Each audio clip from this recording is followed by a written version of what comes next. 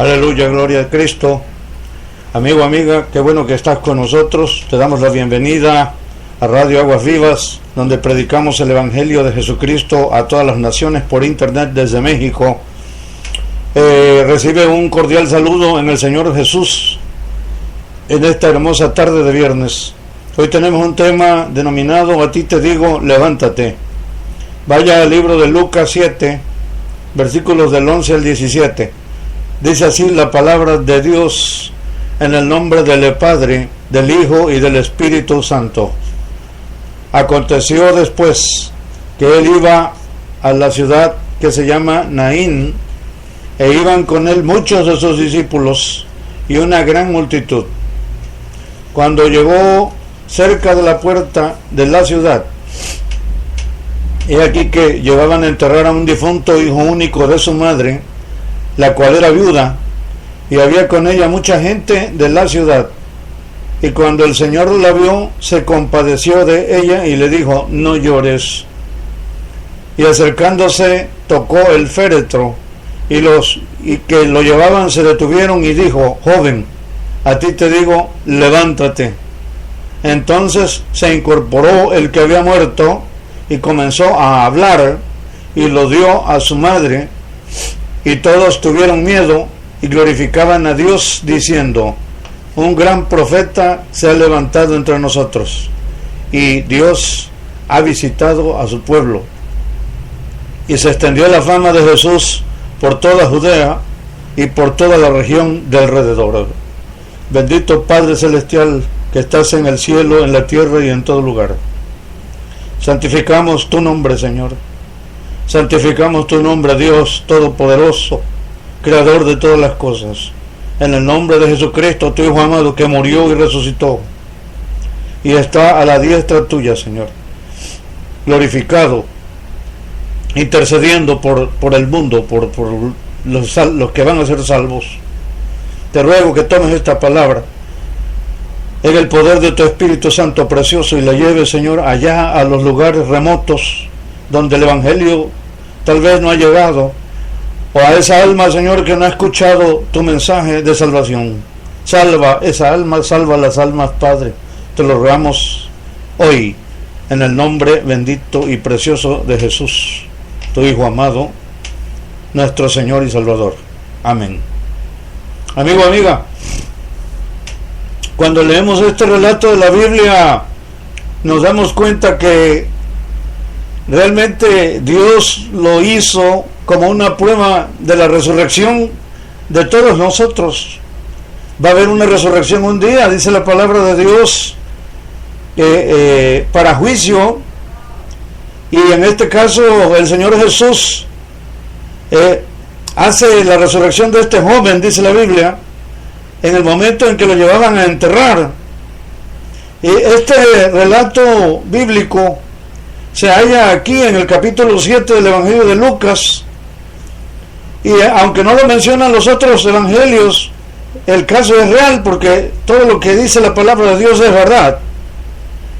La Biblia dice que Cristo venía caminando desde Capernaum, donde había curado al siervo de un centurión, y ahora pasaba caminando por la ciudad de Naín, en medio de una gran multitud gozosa que lo seguía. Dice la Biblia en el versículo 11: aconteció después que él iba a la ciudad que se llama Naín, e iban con él muchos de sus discípulos y una gran multitud. Ustedes se pueden imaginar el cuadro de a Jesús caminando por los caminos polvosos y la gran multitud detrás de él. Pero imagínate, amigo, amiga, el gozo de esta multitud que seguía al Señor de gloria al mirar todos los milagros y maravillas que Jesús había hecho en Capernaum y que iba haciendo por el camino. Aunque la Biblia no lo relata, sabemos que el Señor Jesús hizo muchas cosas que si se contaran en la Biblia no cabrían, pues si se escribirían muchos libros, dice el apóstol Juan, y ni aún así cabrían todas las maravillas que hizo el Señor Jesucristo en su ministerio en la tierra. Y aquí la Biblia nos habla de varios encuentros. El primero es el encuentro entre dos multitudes que tuvo lugar justo en la puerta de esta ciudad llamada Naín, cuando el Señor Jesús llegó a esa ciudad. Porque el versículo 12 dice, cuando llegó cerca de la puerta de la ciudad, he aquí que llevaban a enterrar a un difunto, hijo único de su madre, la cual era viuda, y había con ella mucha gente de la ciudad. Imagínate el cuadro. Qué tremendo debe haber sido todo aquello. Qué tremendo, hermanos. El otro encuentro es el mismo que el Señor Jesús tiene con la muerte en ese momento, porque este milagro de Naín es el primer milagro de Jesús resucitando a un muerto. Es el primer encuentro de Cristo con la muerte, es el primer encontronazo del poder de Dios, del poder resucitador del Cristo Todopoderoso, contra el poder del infierno, contra el poder de la muerte, aleluya. Es el primer encuentro, digo, porque la Biblia dice que Jesús resucitó a 3 personas, y el primero de los 3 que Jesucristo resucitó en su ministerio fue a este joven. Sabemos que el segundo fue la resurrección de la hija de Jairo, y el tercero dice la Biblia que fue la resurrección de Lázaro de Betania. Pero escuche bien, este milagro que el Señor Jesucristo hace al hijo de la viuda tiene mucho significado, y tiene mucho significado porque hay una liga con ciertos milagros del Antiguo Testamento que corroboran que Cristo es el Hijo de Dios primero, y que corroboran que la resurrección tendrá lugar un día, corroboran que el poder de Dios, aunque parezca imposible, es real, y que la resurrección será algo cierto, es algo cierto, y que en su momento se dará. Primero tenemos el milagro de resurrección del joven hijo de la viuda de Sarepta, hecho por el profeta Elías, y en segundo lugar tenemos el milagro de resurrección del joven hijo de la Sunamita, hecho por el profeta Eliseo. Así que gloria a Dios por todo su poder. Algunos dicen que este encuentro de Jesús con la viuda de Naín en la puerta de la ciudad fue una coincidencia, otros dicen que fue una casualidad, pero nosotros sabemos que Dios nunca llega ni antes ni después, sino que Dios llega a nuestras vidas y llegará, sea que estemos vivos o que estemos muertos, en el momento justo, en el momento preciso. Por eso quiero mostrarte, antes de continuar, un par de casualidades, entre comillas, que hizo Dios y que están escritas en la Biblia. La primera está en Génesis 24. La Biblia habla del milagro que hizo Dios al siervo de Abraham, llamado Eliezer, cuando se halló a Rebeca junto al pozo en la puerta de la ciudad de Nacor, porque precisamente iba en busca de una mujer para su hijo Isaac, y Dios se la puso ahí. Pero claro, esto para los incrédulos es casualidad. Y el segundo está en Hechos 23. La Biblia dice del milagro que hizo Dios cuando un grupo de judíos se juramentó contra el apóstol Pablo para matarlo. Incluso pactaron entre ellos no comer ni beber nada hasta no darle muerte. Pero la palabra dice que increíblemente un sobrino de Pablo escuchó todo el conjuro, y fue así como el apóstol se salvó de una muerte. Pero para los incrédulos esto también sería una coincidencia. Y así, amigo, amiga, hay muchos hechos poderosos en la Biblia que para los incrédulos son coincidencias o son locuras. Y lo mismo dicen muchos de la cruz de Cristo, de la resurrección del Señor.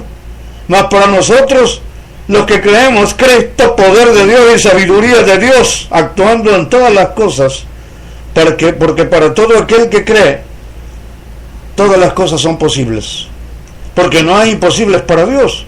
Entonces el Señor Jesús viene caminando desde Capernaum hasta la ciudad de Naín, que se encuentra como unos 40 kilómetros de distancia, y por coincidencia o por casualidad, entre comillas lo decimos, así como piensan algunos, se encuentra con el cortejo fúnebre al llegar justo a la puerta de la ciudad de Naín.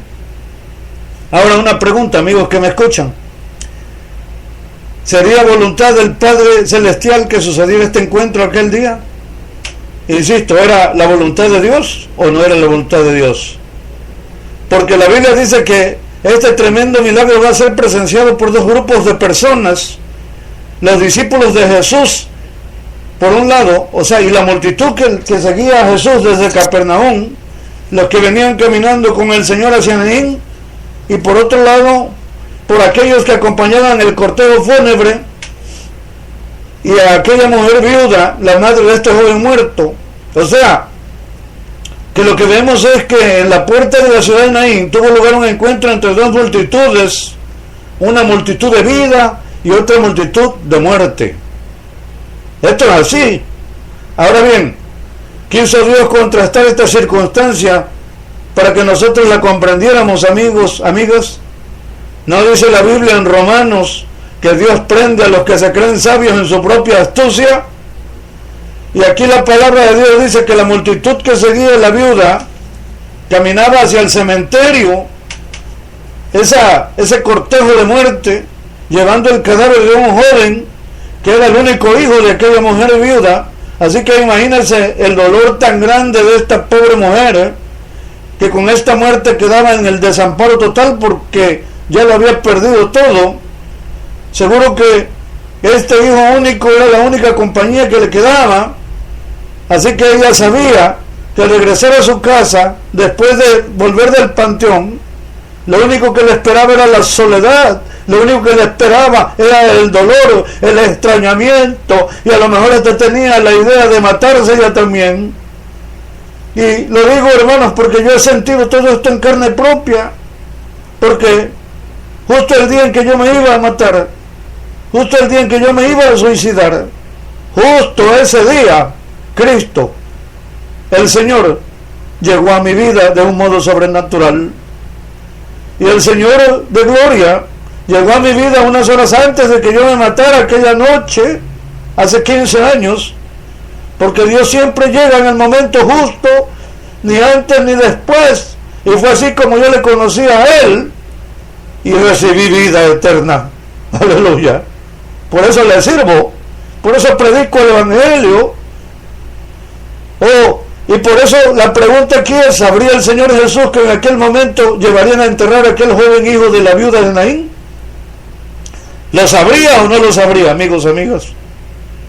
Y entonces llegó el Señor Jesús en el momento preciso a la vida de esta mujer y de su hijo. No fue una casualidad como muchos piensan.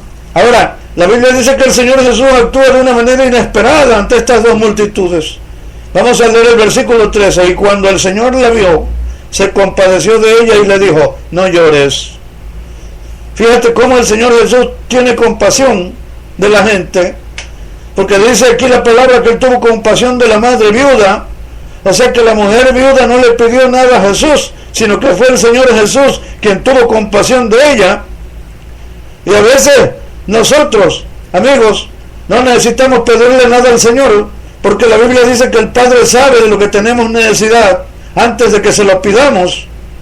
Jesús entonces trabaja, y aquí va a demostrar delante de dos grandes multitudes algo tremendo y poderoso ante los ojos de crédulos y de incrédulos. ¿Y qué es lo que hace el Señor Jesús? La Biblia dice que el Señor, antes que nada, consuela el corazón afligido de la madre. Oye bien esto, amigo, amiga. Cuando tú vienes al Señor con una carga, o cuando tú vienes al Señor con un problema, lo primero que el Señor hace es consolarte. Yo no sé si tú, que estás escuchando esta palabra ahora, tienes alguna carga o tienes algún problema, o estás pasando por alguna tribulación, pero si esto es así, lo mejor es que se lo traigas al Señor Jesucristo, y Él te consolará, y Él va a consolarte primero, y Él va a resolver después tu problema, como hizo con esta mujer. Pero si tú vienes a Jesús, si tú te encuentras con Él como pasó con esta mujer viuda, Él primero te va a consolar con el Espíritu Santo, y vas a llorar como lloró aquella mujer viuda, y vas a derramar lágrimas delante de Él. ¿Sabes por qué, amigo, amiga? Porque quien tiene un encuentro con Jesucristo no puede ser insensible a su poderosa presencia, no puede ser insensible al poder de su Espíritu Santo, no puede ser insensible a su deidad bendita, sino que llora como un niño. Aleluya, gloria a Cristo. La Biblia dice que las palabras de Jesús a la mujer fueron: no llores. Y aquí tenemos entonces un encuentro más en esta circunstancia de aquel día, que es el de Jesús con la mujer viuda desconsolada. Ahora, amigos, estas palabras de no llores, si lo pensamos bien, como que no cabe decírselas a una persona en un momento tan doloroso como aquel. ¿Cómo no iba a llorar esta mujer si llevaba a enterrar a su hijo muerto, joven, su único hijo? Pero Jesús le dice: no llores. ¿Sabes por qué? Porque Jesús sabía el gozo tan tremendo que Él le iba a dar a aquella mujer en aquel mismo instante, aunque ella ni siquiera lo sabía, aunque ella ni siquiera lo sospechaba. Aleluya. Y así sucederá contigo, si tú recibes hoy en tu corazón a Jesucristo, el Señor de gloria. Aleluya. Él te va a llenar el corazón de gozo, y tú ni siquiera lo sospechas en este momento. Y dice la Biblia que entonces Jesús detiene el cortejo fúnebre y se acerca y toca el féretro, el que llevaban al joven muerto. Imagínate ese cuadro. Y la gente se detiene. Vamos a ver el versículo 14. Y acercándose, tocó el féretro, y los que lo llevaban se detuvieron. Y Jesús dijo: joven, a ti te digo, levántate. Oh, amigo que me escuchas, estas palabras que pronuncia aquí el Señor Jesús son palabras de gran autoridad. Y vemos que la autoridad divina de Jesús produce algo tremendo en ese mismo instante. Produce la resurrección instantánea de un joven que estaba muerto y lo llevaban a enterrar. Un joven al que ya le tenían preparado su sepulcro en el panteón. Un joven al que ya le habían hecho la fosa para enterrarlo. Un joven al que todos habían visto bien muerto y ya le habían hecho hasta sus exequias la noche anterior. ¿Y cuáles fueron estas palabras de poder? Fueron: joven, a ti te digo, levántate. Jesús, el Señor de gloria, fue específico en tan solo 6 palabras: joven, a ti te digo, levántate. Joven, a ti te digo, levántate. Y el milagro fue instantáneo, aleluya. Y el joven se levantó al instante, porque la autoridad soberana de Dios no puede ser resistida por nada, ni por nadie, ni siquiera por la muerte. Sorbida es la muerte en victoria. Y entonces la Biblia dice que este joven se levanta de su lecho de muerte ante las miles de miradas de 2 multitudes que se habían encontrado a las puertas de la ciudad. Versículo 15. Entonces se incorporó el que había muerto y comenzó a hablar, y Jesús lo dio a su madre. Oh, qué cuadro es este, amigos. Fíjense cómo la Biblia dice que el joven se incorporó y comenzó a hablar. Y aquí tenemos otro encuentro más de toda esta circunstancia que ocurre aquel día. El encuentro de Jesús con este jovencito resucitado. Oh, aleluya, qué grande es Dios. ¿Cuántos encuentros ha producido Dios desde su llegada a las puertas de la ciudad de Naín? Muchos encuentros, hermanos. Dios es un Dios de encuentros. Y la Biblia dice que entonces Cristo da al joven a su madre, igual como hizo Elías con el hijo de la viuda de Sarepta en Primera de Reyes 17:23. Lo mismo que hizo un día Eliseo también con el hijo de la Sunamita en Segunda de Reyes 4:36.